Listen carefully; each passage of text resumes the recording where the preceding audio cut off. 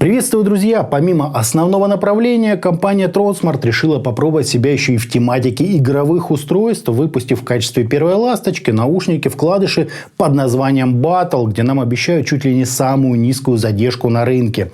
Выглядит все это действительно стильно, есть разноцветная подсветка, строгий дизайн. Ну а на что они на самом деле способны, как раз и разберемся по ходу данного обзора. Собственно, поехали! Пришли наушники в грамотно оформленной такой картонной коробке, которая нам прямо кричит о низких задержках в играх и при просмотре видео. Обещают аж до 45 миллисекунд в игровом режиме. В комплект нам положили, конечно же, инструкцию по эксплуатации, гарантийный талон и довольно длинный, как для подобных устройств, Type-C кабель. Кейс здесь сделали в виде эдакой прозрачной шайбы, сквозь которую видны непосредственно сами наушники. Из функциональных элементов на нем стильный значок спереди, Type-C порт сзади и красивая такая подсветка снизу. Открывается кейс, скажем прямо, без какого-либо премиального лоска, немного заедая где-то на половине пути. Зато внутри мы находим еще один светодиод и обозначение левый и правый, чтобы вы не путались, где что располагать. Да, подтверждаю, подсветка тут просто огонь, и форма кейса выбрана очень удачно.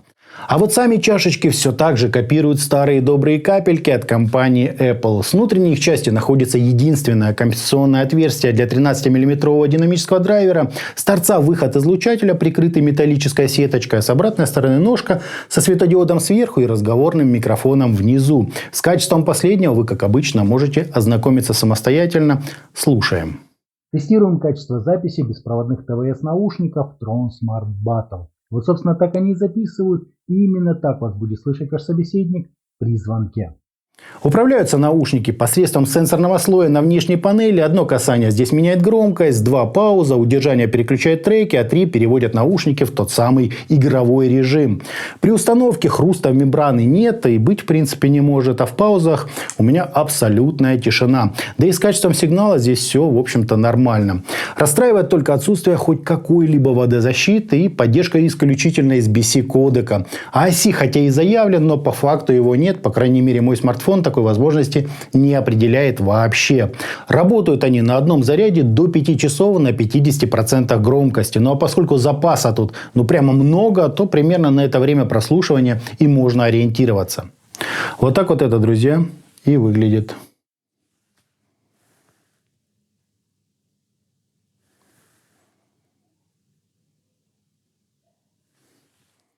По измерениям у нас очень короткий по длине импульс, как и положено хорошему геймерскому устройству. Небольшие расхождения между левым и правым каналом и искажения в пике, достигающие 0,6%. Фаза у меня плавала, но, возможно, в силу сложности измерения такого форм-фактора. Затухание на 30 и 60 дБ соответствует примерно 64 и 98 миллисекунд с легкими возмущениями в области низких частот.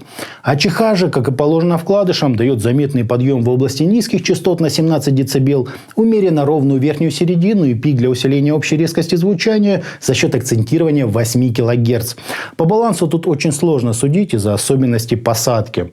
Скажу честно, я совершенно не являюсь поклонником данного форм-фактора наушников, хотя бы из-за того, что даже с кошмарно выпеченными низкими частотами их по факту все равно не хватает. Да, на контрасте это добавляет середине скорости и частоты, но это не решает вопрос с почти полным отсутствием саб-составляющей и вообще всей нижней части баса, который приходится вкушать только его мид-составляющей, то есть нижней частью средних частот. Ровно то же самое происходит и в героях нашего сегодняшнего обзора. Суммарно звук кажется четким, ярким, с очень хорошими скоростными характеристиками. У вокала неплохо подсвечен верх, а у гитар ритмическая часть и разнообразные отзвуки перкуссии. Отчего на свистящих в некоторых записях можно заметить неприятный такой режущий призвук. Лично для меня в Tronsmart Battle не хватило массы, глубины, той самой аналоговой теплоты. Причем, если ухитриться завернуть наушники так, чтобы добиться хоть какой-то звукоизоляции, то понимаешь, что на самом деле все это тут и есть. Однако использовать наушники таким образом вряд ли кто-то решится на постоянной основе. Если же абстрагироваться от всех этих нюансов, то звучание получается в лучшем случае нормальным.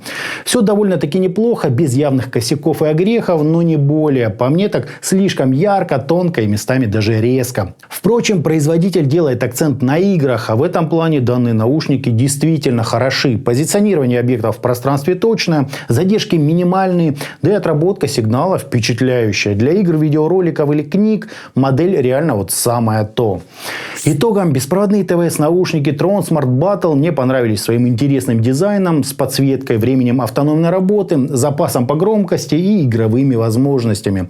Задержки и правда здесь очень низкие, импульс отличный, да и виртуальная сцена строится корректно. В минусы отнесу только лишь из беседок, отсутствие водозащиты и очень яркое такое резкое звучание.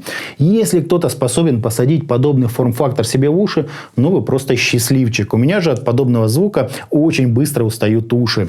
И если в аудиокнигах в том есть свой особенный смысл, убирается гудение на низах и ненужные отражения от неподготовленного помещения, то в музыке, сведенной профессионалами, их достоинства уже не столь очевидны. Для игр круто, для музыки, ну, скажем так, терпимо.